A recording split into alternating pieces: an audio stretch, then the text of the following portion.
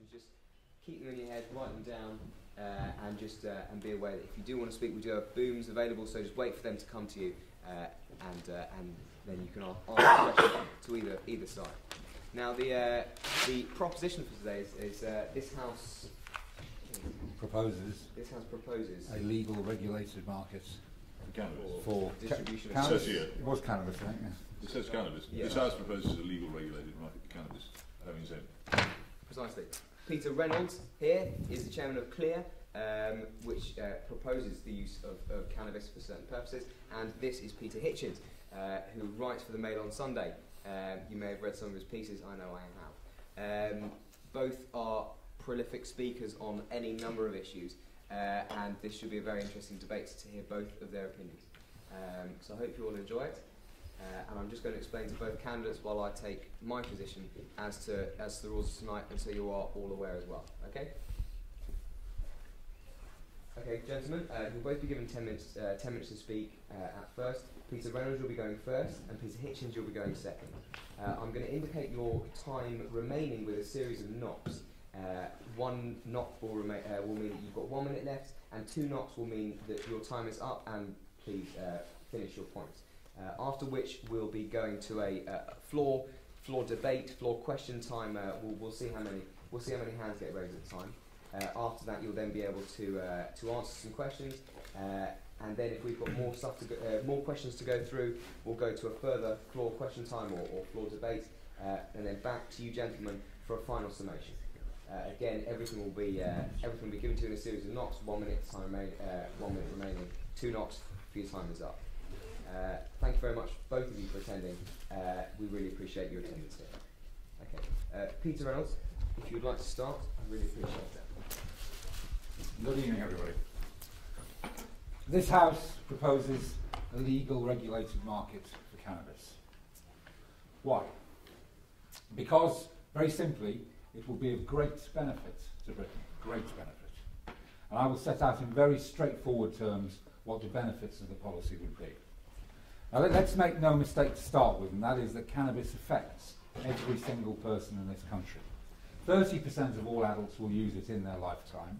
Something like 10 million people use it occasionally, and 3 million people use it at least once a week. It's a huge proportion of the population.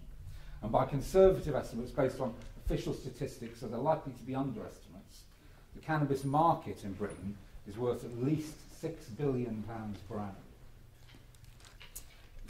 All of that is presently in the black economy. All of that, most of that, is in the hands of organised crime. So you can't ignore it. It's very significant. And the effects of the prohibition of cannabis are catastrophic. They result in entirely unnecessary harms to children, to the vulnerable, to the sick and disabled, to communities, to landlords, to electricity suppliers, to police officers. All these people are hurt, not because of cannabis itself, but because of the prohibition of cannabis. And a legal regulated system would, if not completely eliminate these harms, at least minimise them as much as possible.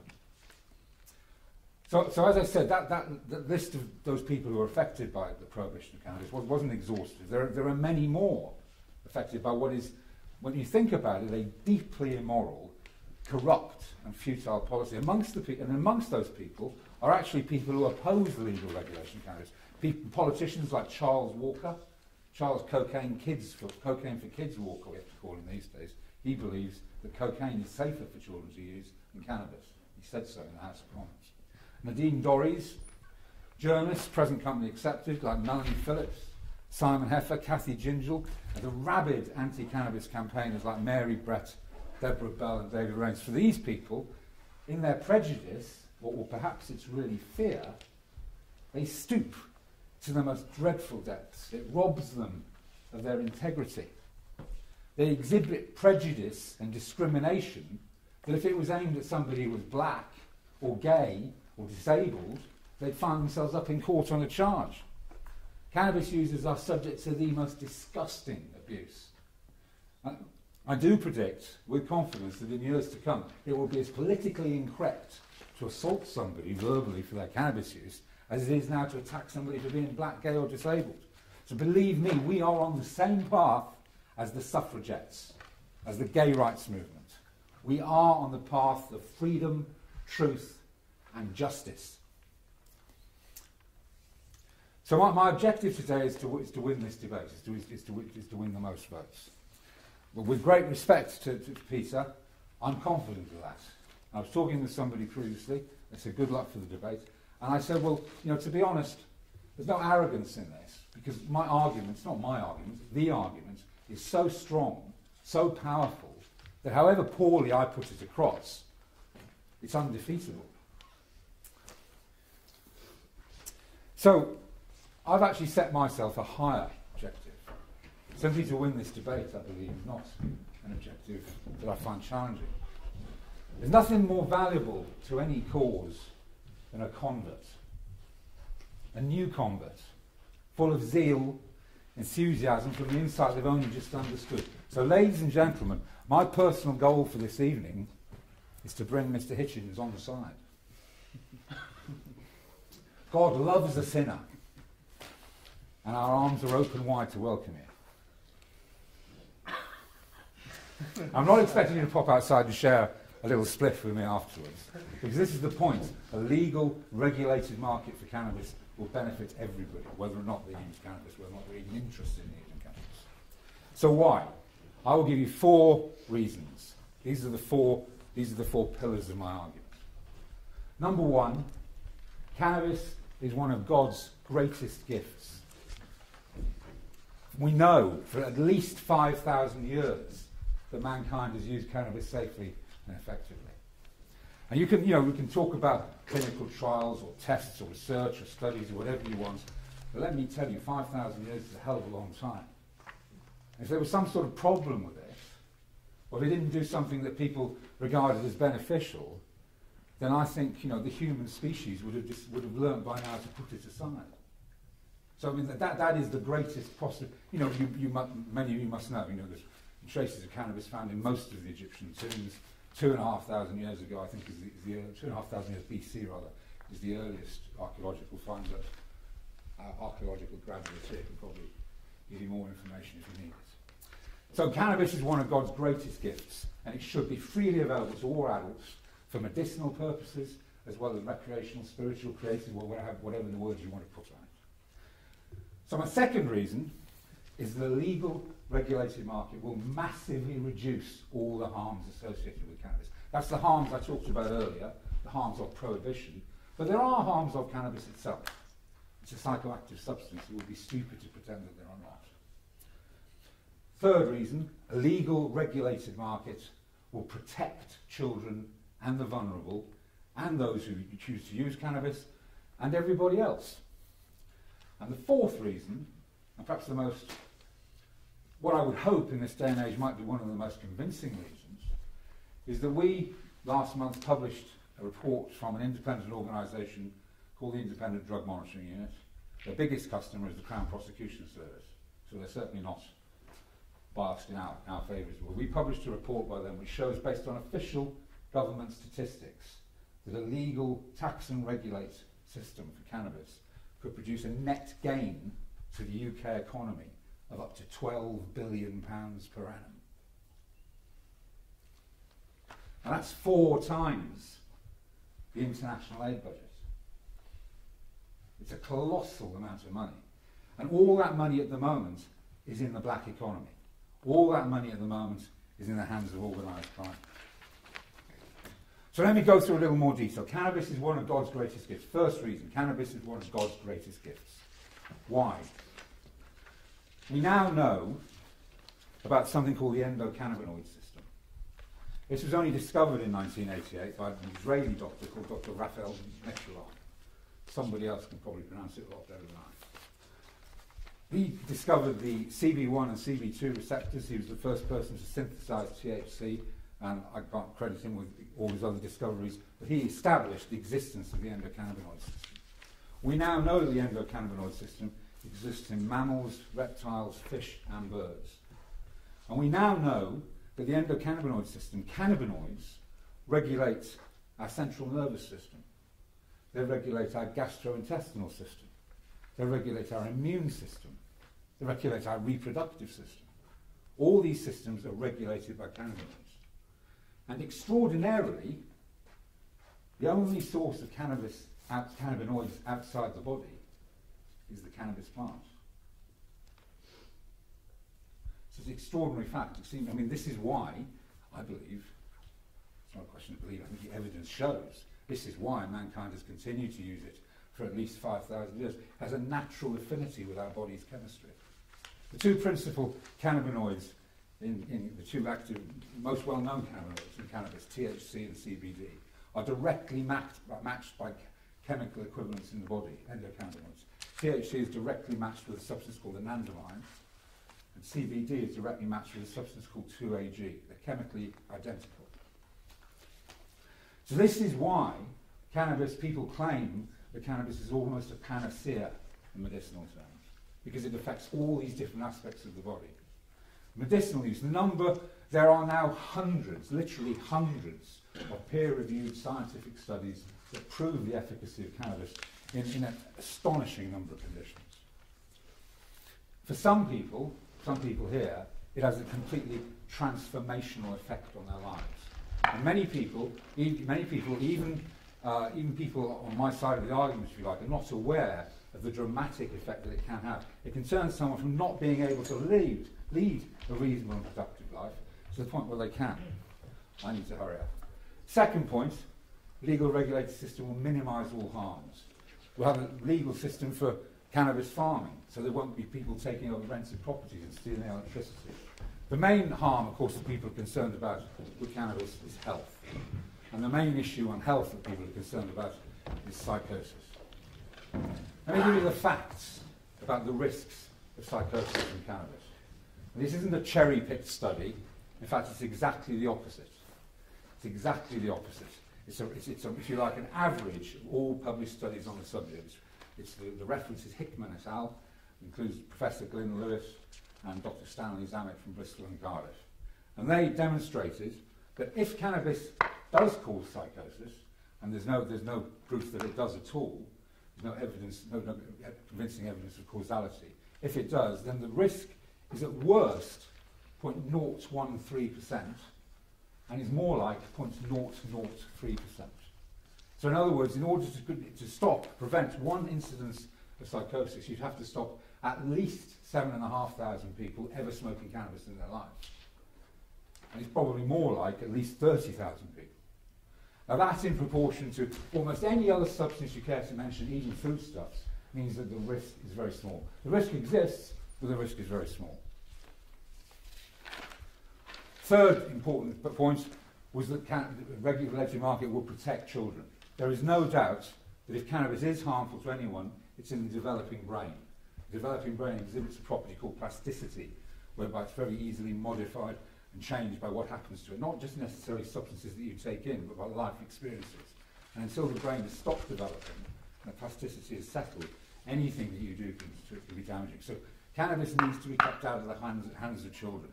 And at the moment, the present system, the only ID that a dealer demands is a £20 note. And my fourth point, back again to the money. Potential of up to £12 billion additional revenue. Even on the median point of this calculation, and all the figures are here, the median point is 6.7 billion gain every single year. And at the moment, that's in the hands of organised crime. So those are my four reasons. Cannabis is a good thing. The benefits it offers are inestimable. It will minimise all harms, will protect users and all of society, and a massive new source of tax income. Thank you.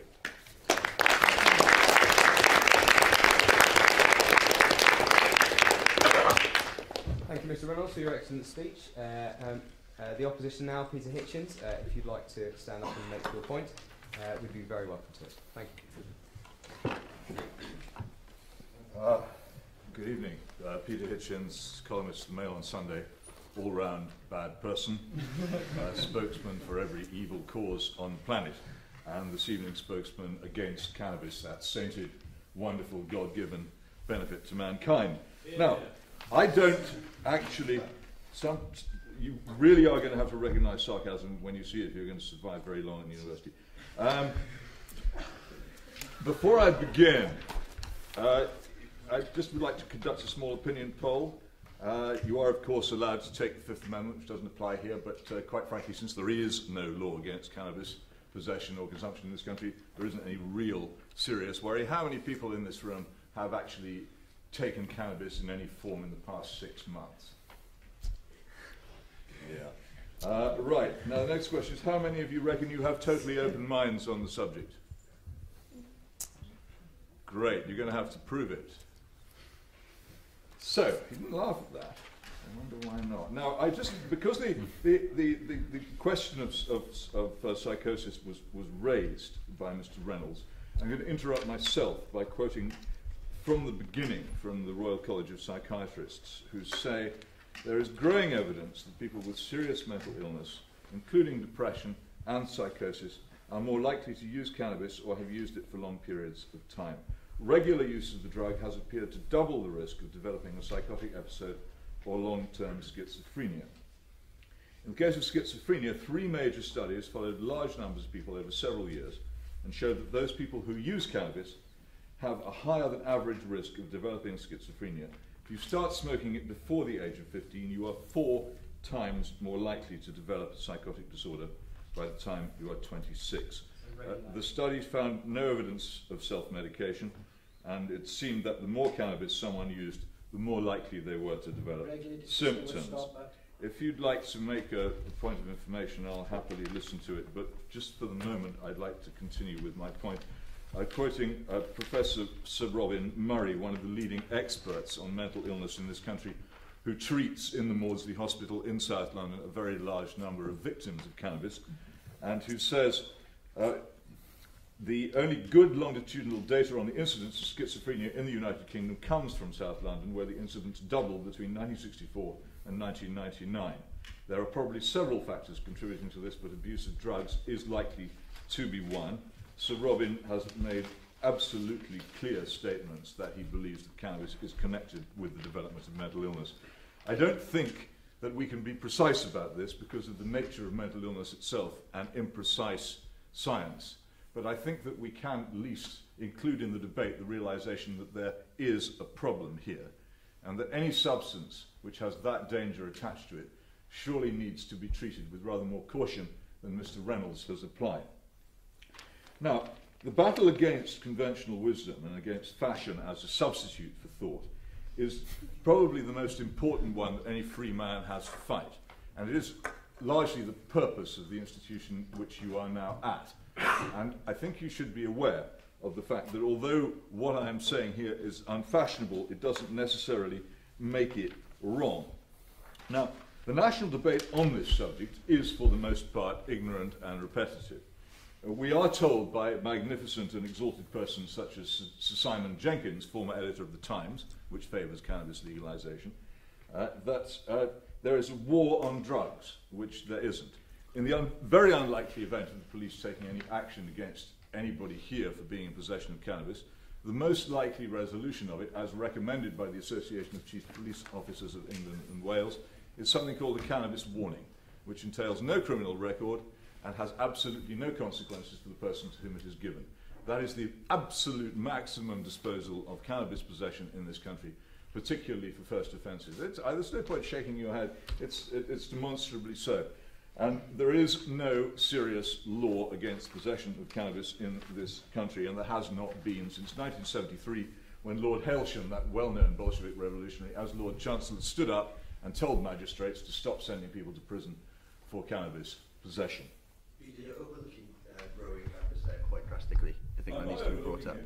Growing cannabis is a serious offence. And this is the point of information. Growing cannabis is obviously separate from consumption under English law. Yes, certainly. Under English law, if you'll let me finish my answer to what you're saying, under English law, in my view, mistakenly, possession and trafficking are separately treated. I think they should be treated identically, but they are treated separately, and therefore it would be reasonable to assume that somebody who was growing it for the purposes of sale, and therefore the law is different. The law for possession is absolutely and utterly feeble and unenforced. Point of information?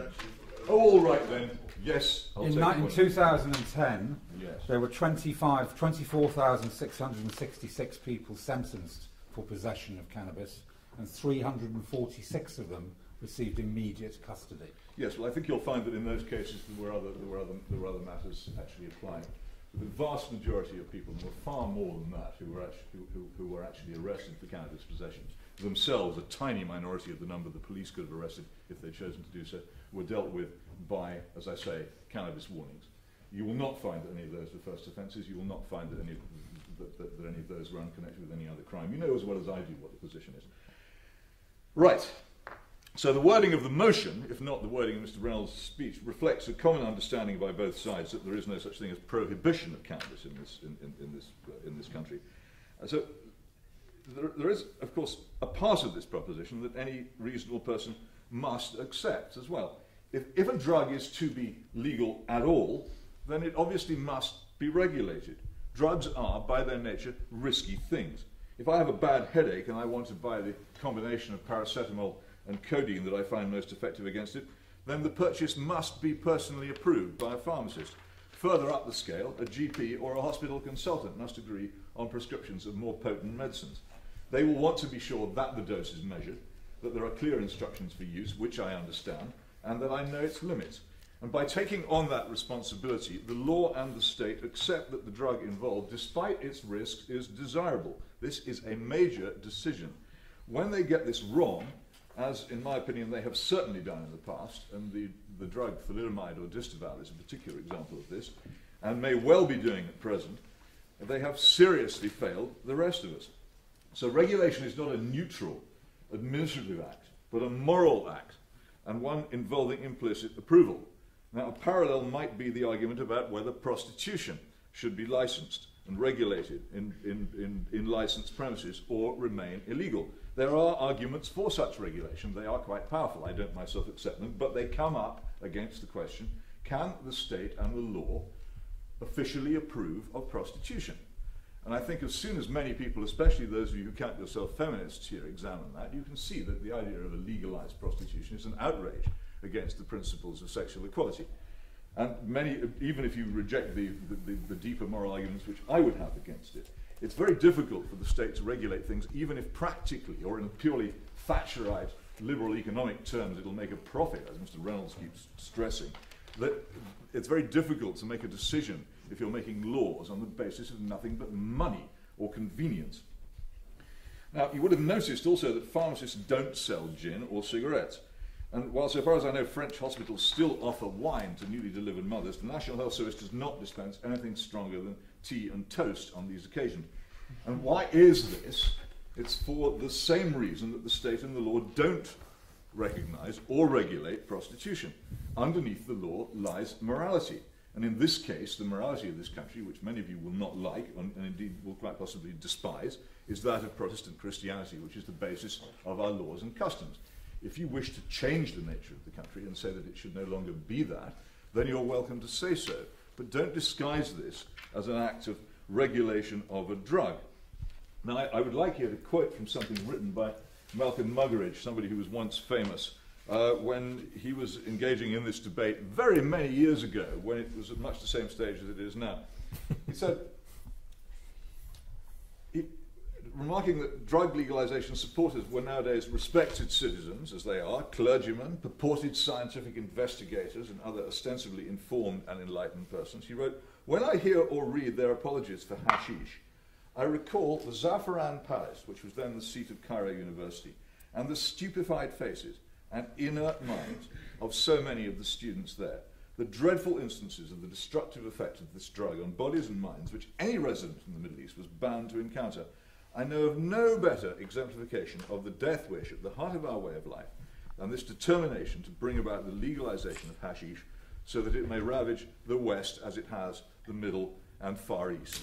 This remains the position, it remains the danger. Those who want to see this drug legalized have very little conception of the damage that it may do. I just want very briefly to refer, before the second rap sounds, to Mr. Reynolds calling Mary Brett rabid, I think, as an opponent of cannabis. Mary Brett, whom I know personally, is a grammar school teacher who became engaged in the battle to try and persuade people at school in their teens not to use cannabis because she saw so many of the children in her class ruined by it. She saw their grades drop, She saw, I'm in my peroration, I won't take interruptions now, there's plenty of opportunity later. She saw their grades drop, she saw their lives ruined, she saw their prospects destroyed, and she therefore dedicated herself to many, many years of hard and unpaid work in opposing the legalization of this drug.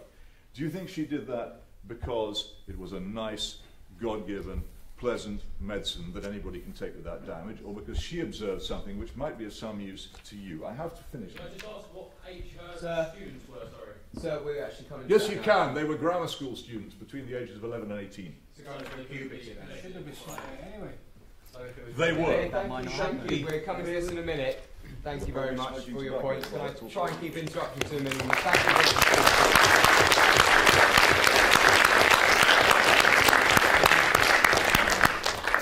Okay, ladies and gentlemen, I can feel that you're quite ready to ask questions now. If I could please ask to keep your interruptions to a very, very big minimum, because it is quite not fair on both of them.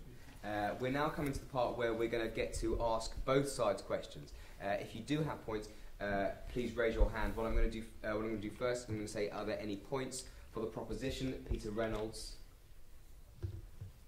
Sir?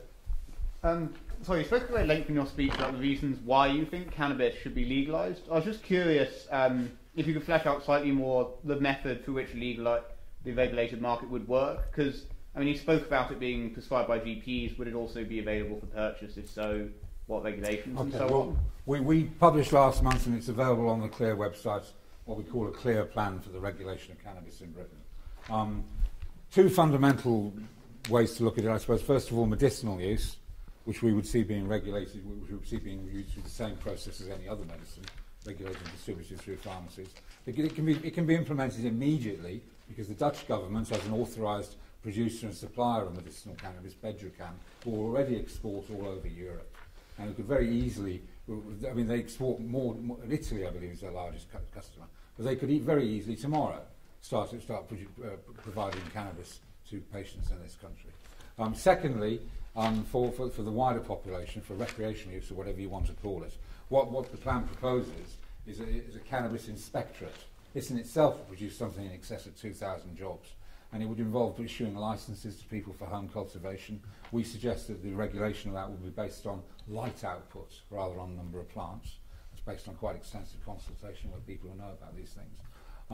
There'd be, ID would be required to purchase cannabis. The model for regulation in retail would be pretty much the same as alcohol.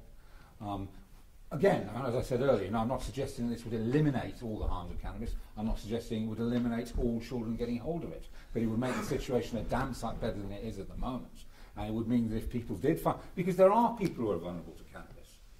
As I said earlier, cannabis is a psychoactive substance. It's potential for harm, clearly. And it does harm some people. There are tragic cases. There are 750 people every year admitted to hospital for cannabis. But there are 3,000 people every year admitted to hospital for peanuts. A lot more peanuts on sale than cannabis. I just thought you might notice that. Okay, gentlemen, and ladies, of course, there are a few of you. Please try and keep your responses to a minimum. We're trying to get through a few. What we're going to do now is we're going to have a couple of questions for the opposition, and we'll also have some in abstention as well. If you think that your question doesn't really propose either party answering directly, you can ask a question in abstention, and both parties will be able to answer. But may I remind you both to try and keep your answers short. So are there any questions for the opposition? Sir. Mr. Hitchens, you mentioned psychosis quite frequently when it comes to cannabis. I've just spent 6 months on the west coast of America, and I did not come across one person that thought I was telling the truth when I told them about the reefer madness that I see in the media in the UK. Where are all the mental hospitals in America, or the reports of them, to back up the claim that cannabis causes psychosis when there are 16 states now that have medical marijuana? Well, I can't give you an answer to that, not having been on the West Coast very recently, but perhaps it was something to do with the people you were moving among and the way you described the alleged coverage of reefer madness, not a phrase known to me. I think of the title of a rather silly film, which cannabis users giggle over quite a lot because they think it is the case against cannabis. it isn't. There's a serious case against cannabis. I'll make it to you if you're willing to listen to it. It doesn't sound like it to me. And as for the mental hospitals, I promise you that there will be people in mental hospitals in time to come because of the cannabis they smoked when you were over on the West Coast. They may not be there yet, but they will be there. Perfect. I was news to get there. Oh, look, I mean, let's just go. This is not back and forth. This is a serious subject. I didn't actually mention the word psychosis. It's not a word I'm particularly fond of using. I think it's too vague. It was the Royal College of Psychiatrists, from whom I was quoting, who used the word psychosis. I think you have to take them as having some serious interest in the matter, don't you? This isn't a back and forth. If you've got a question, ask it. He'll answer it. If you're not happy, fine. You may get a second chance. Okay. I'm here all night for anybody who wants to argue about it. It's a guy of mine. I love arguing about it. Well, there you go. Not reply to what he said. No, sir. You can in a minute, if that's all right. We'll be doing this later on. As he said, he'll be here all night. Right. Are there any questions in abstention for both parties to answer? Sir, at the back. Yeah, basically, I just wanted to make the point that sort of growing up in this country, alcohol was obviously illegal and cannabis wasn't to the same extent, wasn't sold in shops. And so therefore I kind of had an objection to going and buying it from a drug dealer, whereas even though I couldn't buy alcohol, I didn't see any kind of problem with trying to get somebody to buy it for me. So if it's available and people can grow it in their homes, how can you enforce that somebody growing it in their home will ask somebody for ID?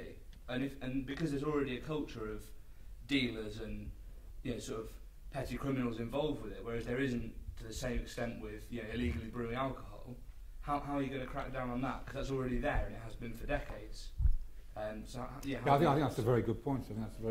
I think my perspective on that is, I believe that when a regulated system comes about, that initially a lot of people will continue to grow their own. But I think that it will work out in exactly the same way as any other regulated market. When you can go down the road and you can buy something of extreme high quality, you can be given a choice. On the packet, there'll be labelling that will tell you what it contains, etc. Most people are going to do that. You're still going to have some people who want to grow their own, who are, just as there are people who make their own wine or whatever. And I recognise your points as well. Our proposal would be that, if anything, penalties for supply to children should be increased from what they are now. We do need, and I mean, again, as I said, that just as as the regulated system for alcohol doesn't work perfectly, the regulated system for cannabis won't work perfectly, but it will be hundreds of times more effective and safer than it is now. Excuse me, Mr. Hitchens.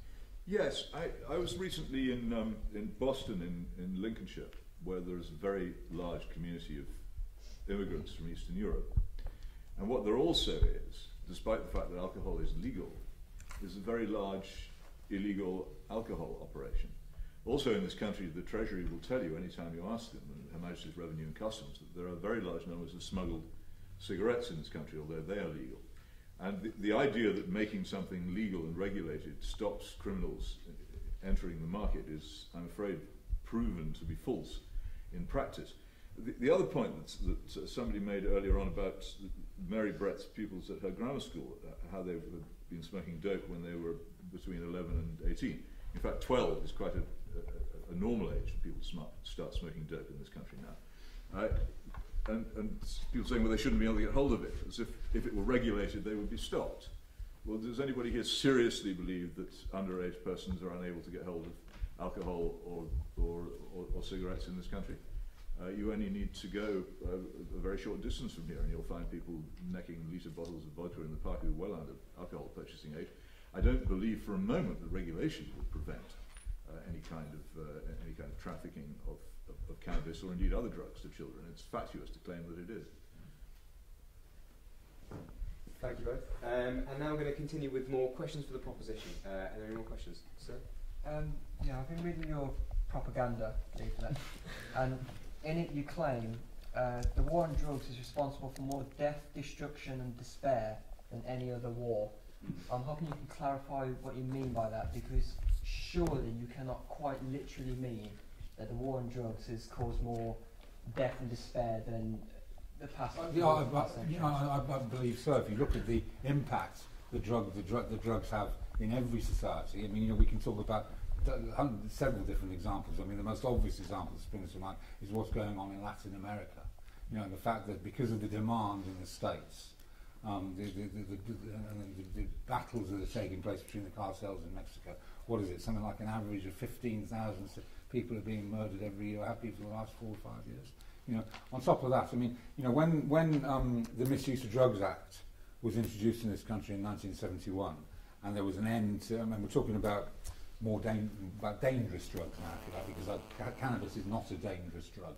Talking about dangerous drugs, when the Misuse of Drugs Act was introduced, there were 10,000. What a point of information.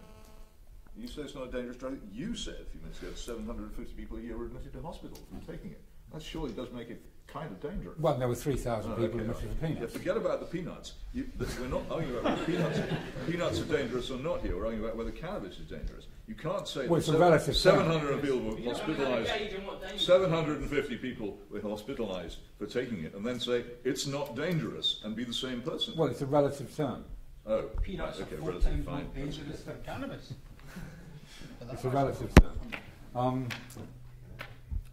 The 10,000 heroin addicts, what they call problematic heroin addicts in 1971, when the Misuse, there are now approximately 300,000, and that's the result. That's principally the result of prohibition, and this applies across the world. The heroin problem in Russia, for instance, because of prohibition, is booming. The amount of death, degradation, and misery caused by the war on drugs, which has gone on, let's remember, for in excess of 40 years, something more like about 100 years now. A colossal number of people. What do you mean by the war on drugs there? Pardon? What do you mean by the war on drugs? Well, it's not a war on drugs, actually, it's a war on people. It's a war on people who choose some drugs. And this is what, when Peter talks about morality, right, this is what is deeply immoral about prohibition. Because what prohibition says is we decide arbitrarily that you, because of your choice of drug, which we can't even prove is more dangerous than our choice, we decide that because of your choice of drug, we're going to put you in jail. We're going to demonise you. Could I respond to the question as well, John, because it's important here? Yes, if you like. Yes, there are two sides of the alleged war on drugs. One is the actually definitely extant effort to interdict supply of drugs, particularly concentrated on Latin American countries. That I don't dispute exists, and I believe it to be a completely futile waste of time. If you're seeking for a cause, if you disapprove enormously of the misery which this has brought to Latin America, which I think any sane person must do, then mightn't you, rather than blaming the attempt, failed as it is, to prohibit the supply of those drugs, mightn't you rather blame the fact that Western societies are full of people who have decided at any cost to obtain drugs which stupefy themselves and which alter their moods, which alter their perception, which alter perception of reality. And actually, this is another thing for anybody in an institution of this kind to consider. If you look at a society and you think there's something wrong with it, there are two fundamental responses. One is to say, well, we ought to change this for the better. And the other is to zonk yourself so you don't care.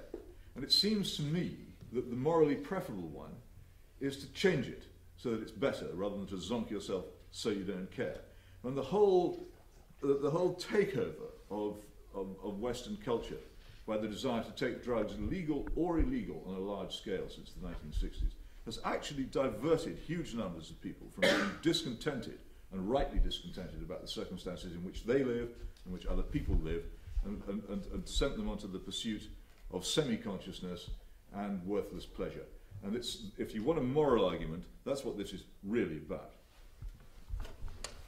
Can I remind you once again, the ability to interrupt each other, Peter's ability to interrupt Peter, and Peter's ability to interrupt Peter supersedes your ability to interrupt them. So please keep your interruptions to a minimum. They can pretty much. He's very good at it too, right? That's very nice of you to say. Right now, despite the fact that Pete Hitchens has just had a chance to talk, it is his chance to answer some questions. So, are there any more questions for the opposition, sir? For the opposition? For the opposition, sir. No, not yet. None?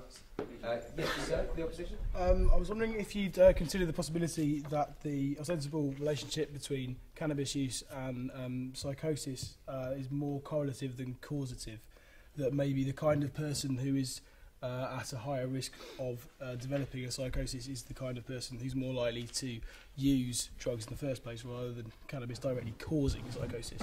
Well, I consider the possibility, but I think that if you asked Robin Murray about it, he would say that he doesn't believe that to be the case, and I don't, alas, have the work with me to back that up. But I'm sure we can find it in correspondence if you want to. There was a study of Australian school children over 7 years, which found that while children who use cannabis regularly have a significantly higher risk of depression, the opposite was not the case. Children who already suffer from depression were not more likely than anyone else to use cannabis. Adolescents who use cannabis daily were 5 times more likely to develop depression and anxiety in later life. So I think the other thing about cannabis, and this comes from individual experience, which you will say is anecdotal, is that I have personally seen the son of a friend of mine descend into the most terrible state of mental illness following his heavy use of cannabis at the ages of around 11, 12, 13, 14. Correlation is not causation, but given the very grave difficulty particularly because of the infancy of neurology and the inability of doctors or scientists to examine the human brain without damaging its possessor, and given the extreme vagueness of definitions of mental illness, it's very difficult to go beyond correlation into causation without killing the people you're examining. And nor would it seem to me, if you held my position, to be very moral to have an experiment on human beings in which you invited them to take a drug which you thought might send them mad. So there is a difficulty there. On the other hand, the basis of all epidemiology, for instance, the discovery of the cause of cholera, the discovery of the cause of lung cancer, was of course based upon correlation. So correlation, while not being causation, can often be a very useful clue to it, and at the moment it's the best one we've got. And if I were in the position of starting out on life and wondering whether or not to take this stuff, seeing the correlation which there is, I would be very cautious about it indeed, and I would frankly welcome some cultural help in resisting the fashion which makes it normal for people to take it. It just could be that one member of your circle of friends could end up like my friend's son, now almost inarticulate, having been one of the cleverest people of his generation, and permanently on very powerful antipsychotic drugs to keep him even remotely on a sort of straight and narrow, and quite often in locked wards. This could happen to somebody you know, because they thought cannabis was a soft and harmless drug because they believed Mr. Reynolds. I think that's so irresponsible and so dangerous. I don't think it's a harmless to publicise drug. something on that basis when it has such enormous potential dangers. I don't think it's a harmless drug, and I think the whole point of a regulated system is it would provide a safer environment for everybody. It would mean that if somebody was experiencing problems as a result of cannabis use, they'd be able to go and talk to somebody about it, instead of being anxious about the fact that they were going to get in trouble about it. Both excellent points. Before we go back to Peter, I'd like to take a question in the abstention, one that both candidates can answer equally. Do you have one, sir? Peter Reynolds went on about how we would regulate and distribute the cannabis. We've already got a company already distributing over 30,000 plants a year to European companies, GW Pharmacies. There's one company that's doing it already. Can you explain, why they can do it and we can't do 1 plant or 2 plants or 3 plants? Both of you. Well, I can't give you any rational explanation for it. As you know, there isn't any rational explanation for it, except that GW Pharmaceuticals has been granted a unique license by the Home Office, a completely unique license. And whenever we are in the process of organising a number of people who need cannabis as medicine to apply to the Home Office for licences to grow their own cannabis or to import cannabis from Bedrocan. And the Home Office is habitually refusing them. And we will take the Home Office to judicial review over it. Because if a doctor, I'd be interested to hear Peter's view on this, if a doctor says that cannabis will be beneficial to somebody for any sort of ailment, whether it's a minor matter or whether it's a life-threatening matter, if a doctor says that, why should that not be available? Oh, well, it's partly a matter of... on the question that you ask, I find it baffling myself, and the whole GW Pharma episode is a very interesting and anomalous one, and I'm actually trying at the moment to find out more about it, but I can't give you a direct answer as to why it's happened. I would say that, for instance, that it isn't actually terribly inconsistent. Again, let me quote John O'Connor, former head of the Scotland Yard Flying Squad. 1994, cannabis has been a decriminalised drug for some time now. This is the head of the Flying Squad. The inconsistency is only formal. If the government is licensing cannabis in one form, then it isn't actually really being consistent with itself at other times. As to whether a doctor should be allowed to prescribe, well, doctors do all kinds of terrible things.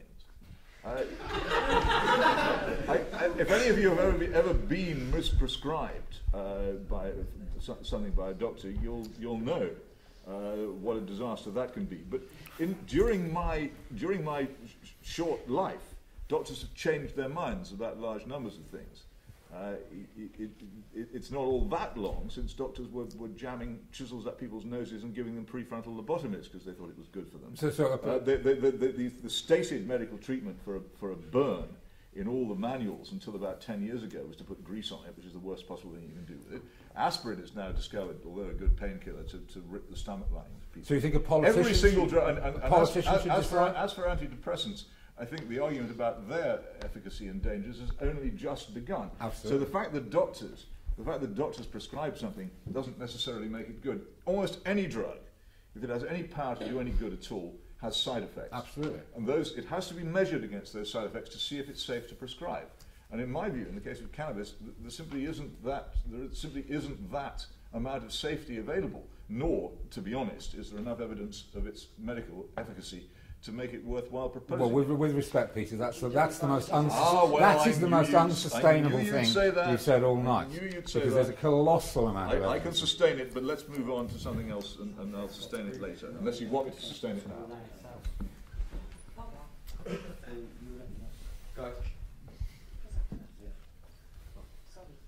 Okay, clearly see there's quite a lot of contention in the room, which is fine. That was the idea, that's why I came. It'd be very boring if there wasn't.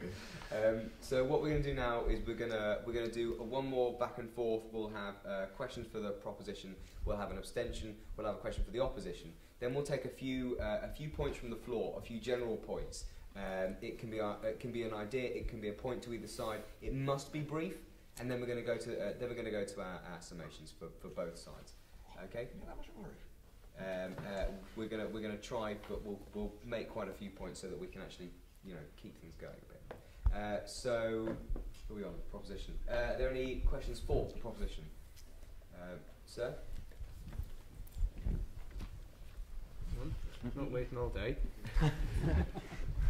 You were saying about what you see as the very slight danger involved with the regular use of cannabis itself.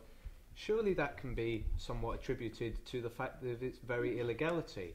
The fact that there is a very small supply of it getting around, relatively speaking, compared to alcohol or cigarettes, and the fact that if, as you are suggesting, big business and industry comes involved, the price of cannabis is going to drop quite substantially. I think you would probably agree.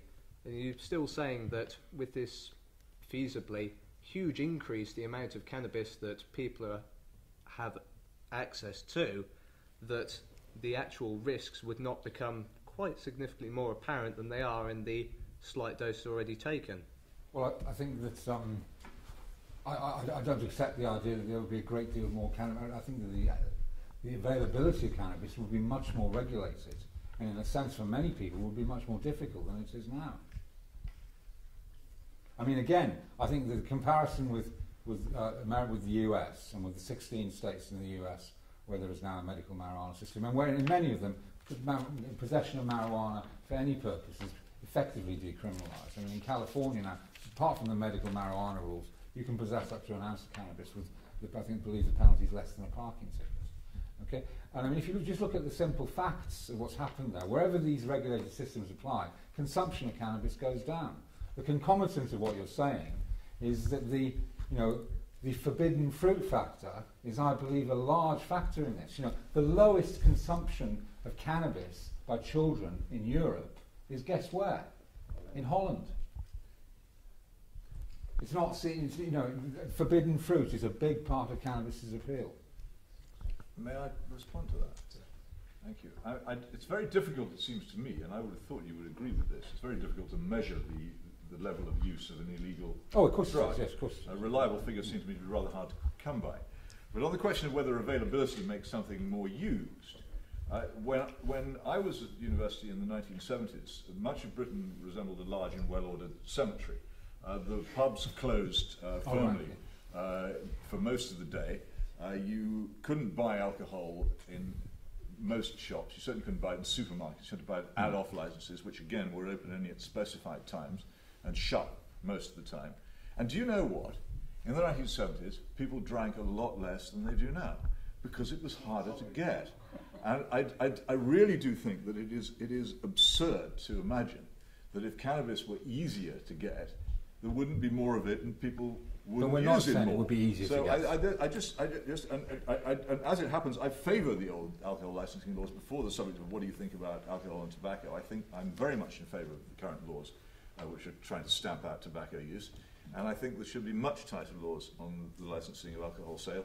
I would support prohibition of alcohol, but I think it would be impracticable. But I think the licensing laws we had before the 1980s were very effective in keeping down consumption. We now suffer very, very badly, and anyone who minimises the disastrous effects of alcohol is fooling themselves. We suffer very, very badly in this country because we've made it more easily available. We don't need yet another poison circulating on a large scale, commercially manufactured, advertised and pumped out all over the place. Thank you very much. Okay, so now what's going to happen is, once again, just to make sure you're all aware, one more point for the opposition, and then we're going to be taking a few abstention points. So please bear in mind, if you've got a good abstention point, keep it in your head for in just a moment's time so that we can get a good back and forth between Peter and Peter. I'd really appreciate it. So has anyone got the last point directly for the opposition? Sir? You talked about a 12-year-old child using cannabis and it destroying its life. Why do you think he couldn't get alcohol? I didn't say he couldn't. Why do you think he chose that? Well, cannabis over alcohol? Because it was readily available at the school he attended. Not it, he. Because it was illegal and he couldn't get fake ID for it, like you have to do with alcohol. Well, I dealt with that a moment or two ago. Do you really honestly believe that children are prevented from getting hold of alcohol by I'm not saying ID cards? it's about minimisation, Because they're isn't not. it? You reduce as much as possible. I was making a TV programme in a park in Birkenhead, not all that far from here, a couple of years ago, and it was full of 11 and 12-year-olds with bottles of vodka. I'm not saying the fact that it is illegal does not make it more readily available. The fact that it is illegal and the law against it is not enforced, which is the case, and Mr. Reynolds does not disagree with me about that. I do. There's 25,000 people sentenced every year. Well, yes, for simple possession. Went on about the fact that it's illegal in California in the supposed headquarters. But in Britain there are 25,000 people sentenced every year for simple possession. They must have been trying very, very hard. It's harder to get into prison in this country than it is to get into university. It's very, very hard to get arrested for cannabis possession. The police aren't interested. Believe me, they couldn't care less, and in fact they would much rather not know. They would, because they know what causes the real problem. That's why when they do catch anybody and they're forced to act, they give them these useless cautions. Sorry, cannabis warnings, which weren't even ever legislated, which are the criminal justice system's almost invariable response to it. There is no effective law against it. So no, it's not an argument. And alcohol he might well have taken to alcohol, though I have to say his parents would probably have noticed sooner if he had. And it would not, whatever it had done to him and to his liver and all kinds of other parts of him, it would not have done to him what cannabis seems to me to have done to him, which if you had witnessed, you would not say lightly. But Peter, it's factual. It's a fact that by a recent analysis, cannabis is nearly 3,000 times more dangerous. Alcohol is nearly 3,000 times more dangerous than cannabis. I'm not. I don't know quite how one makes that calculation. Well, you know, the therapeutic ratio. I'm a journalist. I've seen in my life many colleagues have their lives ruined by alcohol. I've seen people carried out of offices screaming and piddling in their trousers. I've seen people 9,000 people die from it every year. Found dead in their beds around. I don't minimise the dangers of alcohol. And I said, what's that as an argument against cannabis? If you've got one stupid... Well, it's an argument of individual liberty. Stupid poison, a liberty at large in your society, how could that possibly be an argument to have another one? Cannabis It is doesn't not a poison. follow. You Use cannot, your under wits, any man. terms, describe cannabis as a poison. If you'll remember, this was one particular issue which I took you to the Press Complaints Commission on. You did, and you failed. Well, you say I failed, but what in fact I complained about was the fact that you called cannabis a sinister poison. And I said to the Press Complaints Commission that you were perfectly entitled to call it sinister if you wanted to, but you weren't entitled to call it a poison. And they rejected my complaint. They did. So I took it to the independent reviewer. And the independent reviewer said... Who is the independent reviewer? Who is the independent author? Lieutenant General Sir Michael Wilcox. Ah, right. The independent reviewer said, you have, I believe, demonstrated that cannabis cannot accurately be described as a poison in the technical sense. The question then becomes, would readers be misled by the use of the term in what was clearly a comment piece by an individual? In this instance, the Commission decided that they would not, taking the view that the use of the word poison was a metaphor. Well, it's amazing the kind of people they get in the army these days. I can't answer to him, but it is a poison, and there's no doubt it's a poison. Everything is a poison. Almost every drug anybody takes is a The poison. lethal dose of cannabis is approximately 20,000 times. Poison, Mr. Reynolds, does not mean lethal poison. Poison means a substance which will do you harm. No, but that's the way you Cannabis will do you harm. Of course it will. You take it. Breathing oxygen catalyses the aging process. Well, there you are then. We all better stop breathing. Exactly. Follow your logic, and we should. Once again, can I remind you, this is Peter's debate. Whose? Peter's. We will, of course, have contributions from the floor, but let them speak. And to both the candidates, let each other speak. You've both got excellent points to make. I thought we were being very polite to each other, actually, didn't you? So too. Yes. It was getting a bit quick, I think, so let's slow things down a bit. Keep up. We want slow. I don't want anyone to get hit in here, and I know it's going to be me. So, right. So more points for the abstention that both parties can answer. Sir. How do you view that marijuana has its limits to recreational use where it comes to economic inactivity, with, say, unemployed people smoking it and not really taking part in society and not really pushing themselves forward to be, how do I say, a working member of society? That's the problem. What would have been called the amotivational syndrome? Yeah. Is that what it is? Like with people that smoke it and don't really push themselves forward in life, don't have any ambitions. That's because of probation again. Well, that's going growing, not so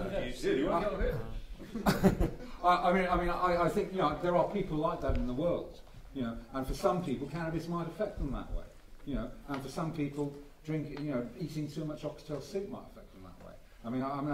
There's no data, no basis in fact or evidence to support the idea that cannabis causes that sort of thing. Obviously, if you sit around all day smoking dope and don't get off your arse, and do something with your life, then you're going to have a wasted life.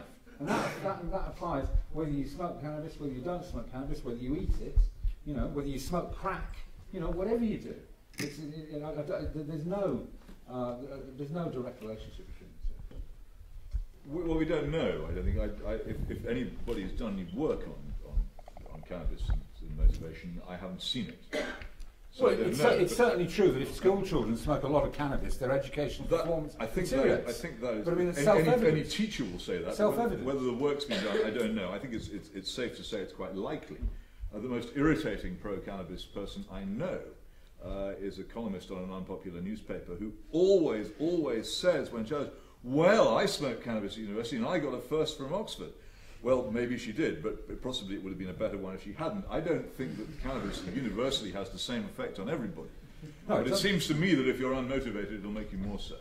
It wouldn't help. But the real problem with unemployed people is that they're unemployed and that they should not be unemployed. And that's the real argument. But obviously it has an effect on people, but it will probably exaggerate whatever state you're already in. I don't think that if you were an unemployed person, it would be a good idea to smoke dope, not least because the smell of it might put any potential employer off you when you went in for an interview. Just as I don't think we can be scientific or categorical about this until somebody does the work. But I think anybody who knows any cannabis smokers or is a cannabis smoker will know that there's something to the idea that it's not exactly a promoter of diligence, getting up early in the morning and rushing off to work. But neither are computer games. I didn't say they were. Neither is Facebook. Or peanuts. Or peanuts, exactly. You know, so, and as individuals, surely we have the right to choose what we put into our body, as long as it's not harming anyone else. No, that's not true. Okay. I thought you might say if J.S. Mill is going to rear his ugly head, then we can have that argument. But no, you don't have that right. I believe in Mrs. Do As You Would Be Done By, from the Water Babies. I think she was an excellent role model. Did she smoke dope? I don't know. I think so long since I've read it. I believe she did. Yes. Okay, we've got more points in the abstention for both sides, sir. Yeah, I'd just like to mention something that basically is the root of most of the points that were made tonight, which is about the way people use cannabis. And there's no denying that there are good ways to use it, there are bad ways to use it. The one thing I'd like to point out is that it all comes down to knowledge about the substance. That's something none of you has mentioned. It's directly in my line of work to provide people with scientific data about cannabis. And if you suffer, for example, from depression, if you suffer from schizophrenia, if you suffer from chronic pain, certain strains might be helpful, others not. The fact is that data is extremely hard to get. It's something which is also not promoted. And I strongly believe that via regulation, as with alcohol, that would basically provide funds which would then enable proper education about the substance. And I'd like to get your advice about that. I think that's absolutely spot on. It's beautiful, the demonstration of one of the benefits of regulation. Well, the half of what you say makes sense, and the other half doesn't. The second half, that we need to know more, which seems to me to be something that nobody could disagree with. Of course we need to know more. The first half is a series of assertions about the ability of a drug about whose principal content was only discovered in 1964. 1930s and 40s. No, THC wasn't isolated until 1964. CBN and CBD and also you then talk about various things such as schizophrenia and psychosis, which are very, very loosely defined, and the effects of any drug on which are very, very hard, it would seem to me, objectively to measure. So you mix science with conjecture, and I don't think it's legitimate to do that. Either you're being a scientist or you're being a propagandist. Propagandists are free to guess and make wild generalizations as often as they like, and people can take them up or not. But if you put yourself forward as someone who's making a scientific point, you have to stick to the science. The first part of your proposition was a series of statements which nobody could know. There is no way of knowing. Today in Amsterdam. A well-made point, but I did say abstention. So are there any other points for the abstention? Both sides can answer equally under all pretenses. Sir? Do you not think the undeserved stigma that cannabis has, also, let's not forget, is halting the production of hemp, maybe? I mean, that is a completely different element to the argument. I mean, hemp has over 12,000 uses. I mean, think of the impact on the environment that could potentially have. I mean, the restriction on the exploitation of hemp is absolutely absurd, and it's best demonstrated by the fact that when Harry got his new job trying to stamp out marijuana in 1937, which he managed to successfully do under the Marijuana Tax Act, everybody was happy until the Second World War came along, and then the American government discovered that hemp was an absolutely vital part in the war effort. It made it compulsory for farmers to grow hemp, whereas immediately before it had been illegal. I must say I really have no opinions on that. You must admit, it's an absolute wonder drug. I mean, it could have huge implications for the environment if we just didn't have the stigma around cannabis. Yeah, like windmills. Yeah, I'm sure it'd be terrific.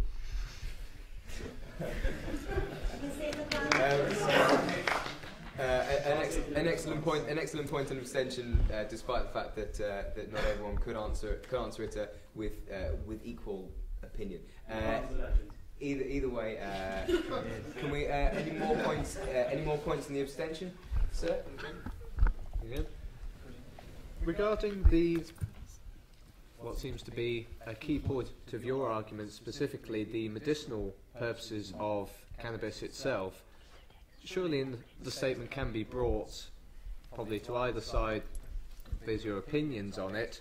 The use of things like opiates and steroids, which are widely a part of certain drugs and pharmaceuticals that are used widely in this country and in many countries throughout the world.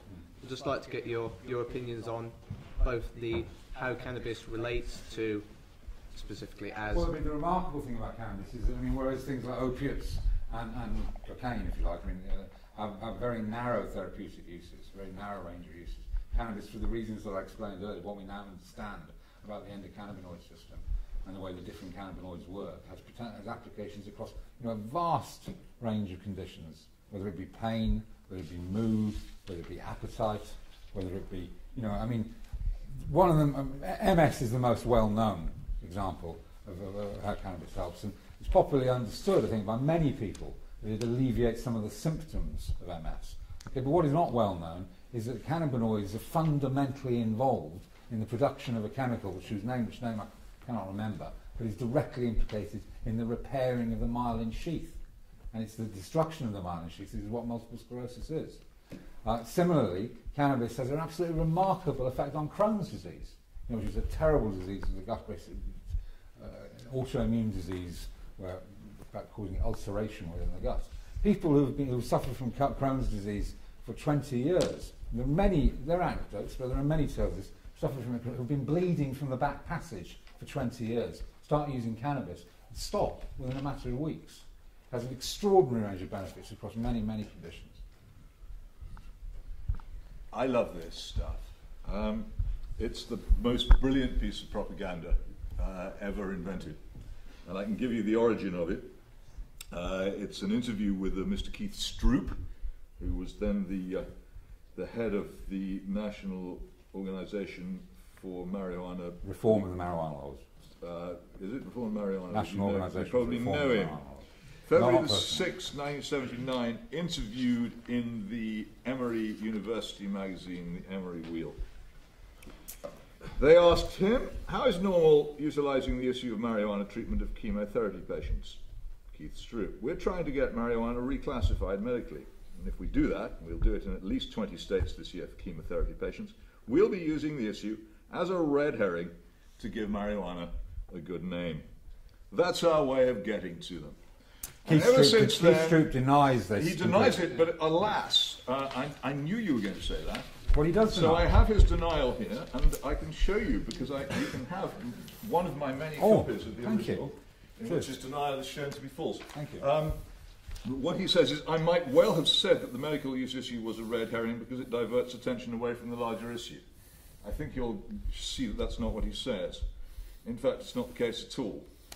He also thought that he actually said it in a speech or article, but in fact it's in an interview given to a very sympathetic group of journalists from the Emory Wheel. So I wouldn't pay much attention to the denial. Now, as to the question of marijuana and its medical use, and there's no question at all that under some circumstances marijuana will offer relief of symptoms. All kinds of things will offer relief of symptoms. For instance, I have a hereditary tendency to glaucoma. My father developed it, and it's a disease in which I take some interest, and there's no question that if I developed glaucoma and smoked a lot of dope, then the symptoms would be relieved. I would, however, be too zonked to take much advantage of the relief thus given to me. I'd be able to read, but I wouldn't be able to make sense of what I was reading. Well, that doesn't seem to me to be. That doesn't seem to me. Doesn't seem to me to be. Let me continue. Now, on multiple sclerosis. But it's nonsense. On multiple sclerosis, well, it's not nonsense. It's sense. The clinical trials of marijuana on multiple sclerosis have proven to be difficult. And this is the American Multiple Sclerosis Society talking, not me. Proven to be difficult because blind studies are impossible. Because, of course, you can't give someone marijuana and someone else a placebo without people pretty quickly spotting that they've got the marijuana and the other guy hasn't. So it's very difficult to avoid the subjective problems which can get in the way of proper objective testing. Now, the other thing is, it didn't provide objective improvements in spasticity. And again, the American Multiple Sclerosis Society, it's clear that psychoactive effects would need to be reduced, and this is the point about being zonked that I was making, would need to be reduced to make the patient safe and comfortable.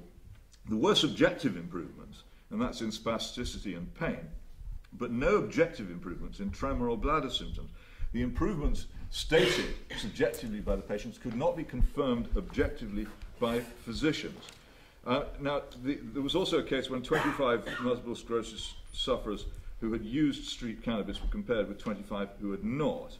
And there was absolutely no doubt that the ones who had used it were significantly worse. There are significantly hundreds. worse. I know you There are raised, hundreds of it's peer-reviewed not me that has studies. raised the issue of medical marijuana, so if you want to discuss it, if you want to shut me up, I wouldn't blame you, but if you want to discuss it, I'll carry on. They were significantly impaired in cognitive function of the ones who had used marijuana. This is a direct comparison of 25 MS sufferers who had used marijuana. Why are so many pharmaceutical companies investing millions and millions? Well, because they see people like you getting such success with student audiences that they think in time, if they bung enough money in there, they can make up for the fact that they've made such a mess of various other investments they made. That would be a guess. Investors are always looking for opportunities, and do you know what? I believe capitalism is quite a cynical thing. After all, there are people who make lots of money out of people giving themselves lung cancer, and people who make quite a lot of money out of people getting themselves drunk and getting cirrhosis of the liver. Why not make quite a lot of money out of people getting psychotic? Prove the beneficial effects of cannabis. Yeah. Now, the Glaucoma Research Foundation says that there are safer and more reliable medicines than marijuana, which achieve the same effect and which are more effective. Such as? You'll have to check with the Glaucoma Research Foundation, but that's what they say. I imagine they'd know. I'm sure we can have an email correspondence about it if you're really interested. Do you suffer from it? I don't. Right, yeah, not really then. I might, so I'm more interested than you are. And there's another big problem, of course, with glaucoma, which is that marijuana use tends to increase the heart rate. And glaucoma tends to affect older people in whom an increased heart rate is not necessarily a good thing. But I won't dwell on it. Well, the point that I'm making is that, of course, you can make a case, largely in symptomatic relief for marijuana, but as with any other drug, does it justify the risk that you would take with your mental health in taking it? But the risk with mental health is tiny. And also, I return to the point that one of the chief propagandists for this drug many, many years ago admitted that the whole medical argument, which has, I say, been incredibly successful, particularly in, 20 states plus the District of Columbia? 16 states. Have now legalized it for medical use. It's been incredibly successful, but it was stated to be openly by its own propagandists, stated to be a red herring from the beginning. It was then, it is now. Well, what Keith Stroop says. I knew that would make them cross. Well, what Keith Stroop says cannot be. Well, you've got a copy of it then. Well, fine. Can I just say, Keith Stroop did that in the normal to actually implement the 16 states medical marijuana laws. I think he could be credited with some of the achievements. But there are hundreds of doctors across the states. I know there are. And as we said before, doctors aren't always... But surely they're better qualified to judge whether something's efficacious than you are.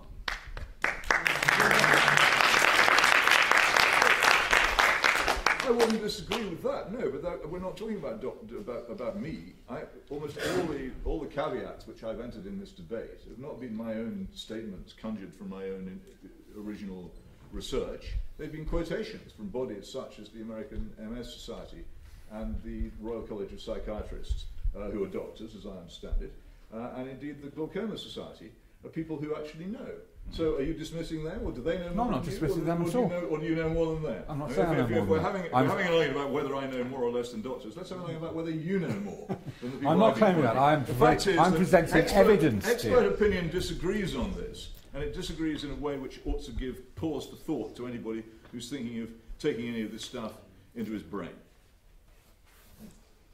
I mean, wouldn't it make sense? Wouldn't it make sense that a psychoactive drug which altered your mental perception and affected your brain might conceivably be a cause of mental illness? Well, nobody can disagree with that. That one might follow from the other. Nobody can disagree with that. If you suck vast quantities of smoke into your lungs, you might get a lung disease, and these things follow. Nobody can disagree with that. But no, they can't. The facts and evidence are that the risks are extremely small, much smaller. Cannabis. Have you actually tried cannabis? Yeah. Have you? Yeah. Are you sure? Yeah. You must have done some English. It's a long time ago. Sir. It's a long time ago. And it wasn't that was one of the lucky ones. Excuse me. I'm asking a reasonable question. Excuse me. Apologies. Thank you. All right, clearly both of these speakers have had a lot to say, which we're all very grateful for. And now it is time for our summations. Do remember that the motion here today is this House proposes a legal, regulated market for the distribution of cannabis. It is Peter Reynolds who's proposing this idea. I know clearly from Peter's straw poll at the beginning that a lot of you do smoke cannabis and a lot of you have open minds. I want to make sure you do all have open minds, and that whether you smoke cannabis or not, whether you disagree with one side or the other, do try and bear in mind that this is about who's the better speaker, not just about what you agreed with before you came, but which side has persuaded you the most. Both sides are going to have 6 minutes to surmise in their best ability. Once again, 1 knock for 1 minute remaining, 2 knocks for your time has finished. Please try and surmise. No interruptions at all, please. Peter Reynolds will be starting off with his 6 minute summation. Thank you. Thank you. I think I can do a little more than summarise what I said in the beginning, the 4 main pillars of my argument, the benefits that a legal, regulated system for cannabis would bring. First of all, it would make available all the fantastic, the amazing medicinal benefits that we talked about. And whatever Peter's view on it is, the fact is that there are hundreds of peer-reviewed studies showing absolutely conclusive evidence of medicinal benefits in many different conditions. Whether or not there are benefits in other areas, whether you think there are recreational benefits, spiritual benefits, creative benefits, is up to you. It's a subjective judgment. You don't have to use it. The issue then is whether or not it causes you harm, what the risks are of it causing harm. I can't argue that cannabis is harmless. I never had. As Peter correctly says, it's a psychoactive substance, so clearly it has the potential for harm. But saying that cannabis increases the risk of psychosis is a little bit like saying that eating fat increases the risk of getting fat, because we're talking about the mind. What matters is the relative risk, and the relative risk of cannabis causing psychosis or mental illness is tiny. But whatever harms there are, if we want to do something about them, the best way to do that is to bring the market under regulated control, where if people have a problem, then they're able to go and speak to somebody about it, get the advice they need, without being concerned about the fact that they're breaking the law, where they can be provided with proper advice, proper facts and information. And the fourth point was the income. I mean, all this money at the moment, the 6 billion approximately, which is being spent on cannabis in Britain, is going into the hands of organised crime. It's all in the black economy. It's completely absurd that the government abandons that huge amount of revenue to organised crime. And obviously it offers the potential to fund the system itself and to assist with the minimisation of harm. To deal with some of Peter's specific points, I mean, where are all these victims of cannabis? Where are they?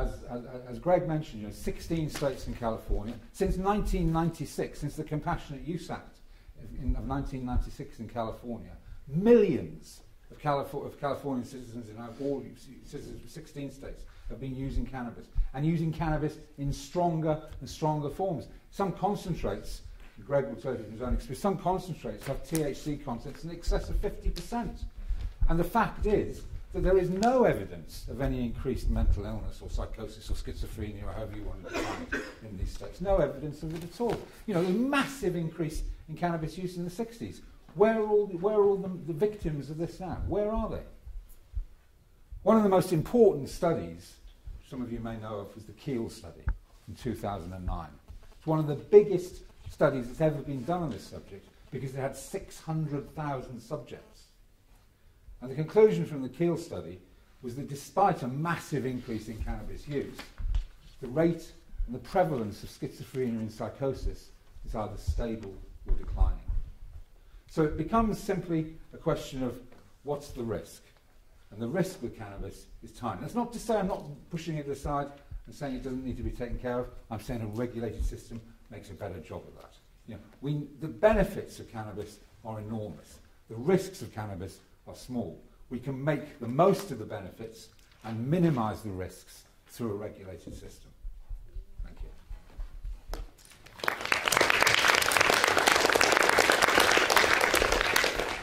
Thank you, Mr. Reynolds. Mr. Hitchens, your 6 minutes. Thank you. I'll try to be as brief as I can. A couple of points. If you get fat, as I have done, you can go on a diet and get thin again. If you lose your reason, you cannot get it back. And that is one of the things about the dangers of cannabis.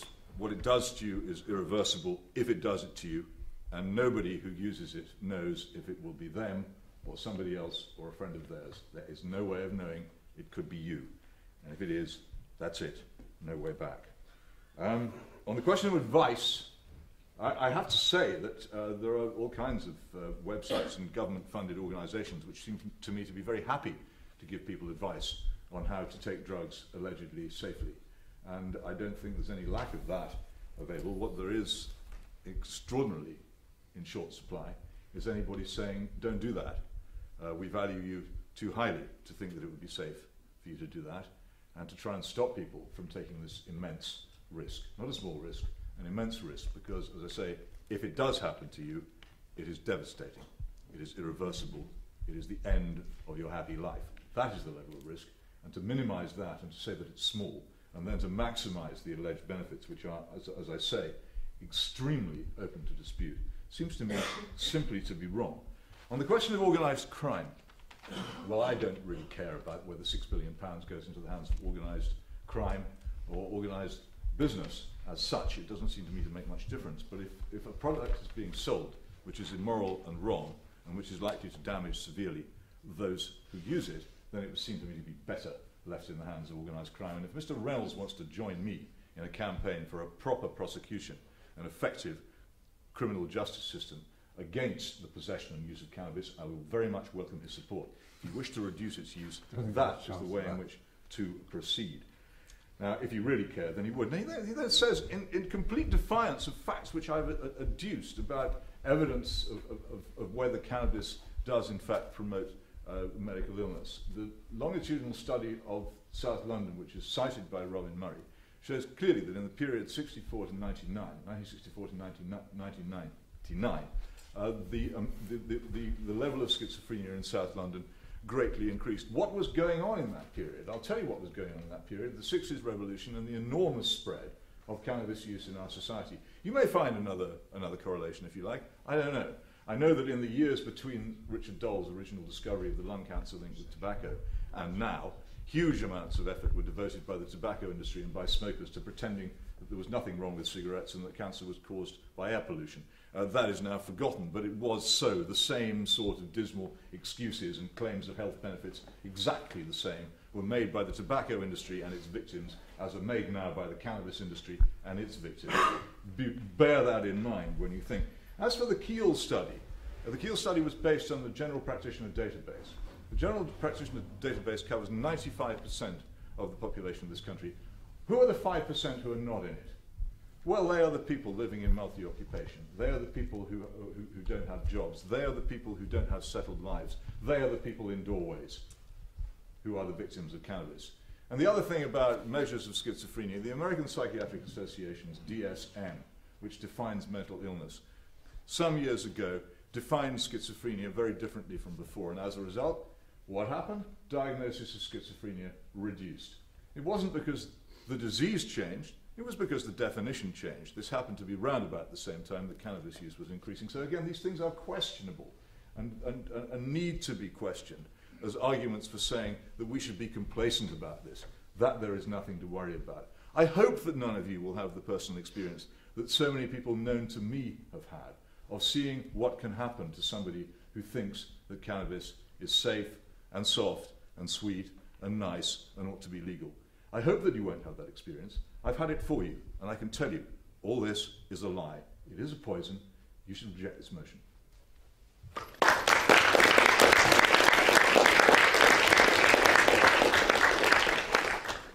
Thank you both for your excellent speeches. Right, what we're going to do now is we're going to have a vote on the motion. I'd like to bear in mind that you should all be very open-minded about this and take both of the arguments into question, whether you came in with one argument in your head or the other. Once again, the proposition that's being made here by Peter Reynolds is this House believes in a legalised, regulated market for the distribution of cannabis. So as it's a proposition, we'll be taking votes for the proposition first. If you could please raise your hands if you would like to vote for the proposition.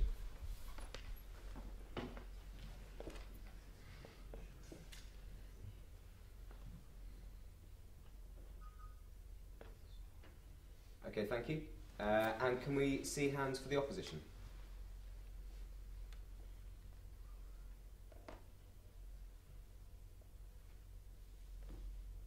It's remarkably close. And any in the abstention? I'd like to say the abstentions have it. They don't. The proposition has it by 6 votes. So everyone, I'd like to congratulate Mr. Reynolds on his victory.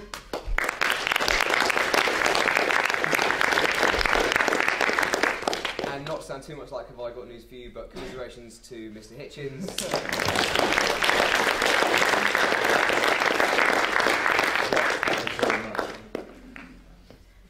So once again, I'd like to thank both our speakers for coming along. It's quite far from London, so they've made quite a trip up here, as it has been for many of you. Thank you all for coming. I really appreciate it. Hope you've had a fabulous time. So thank you very much. A round of applause for our speakers once again.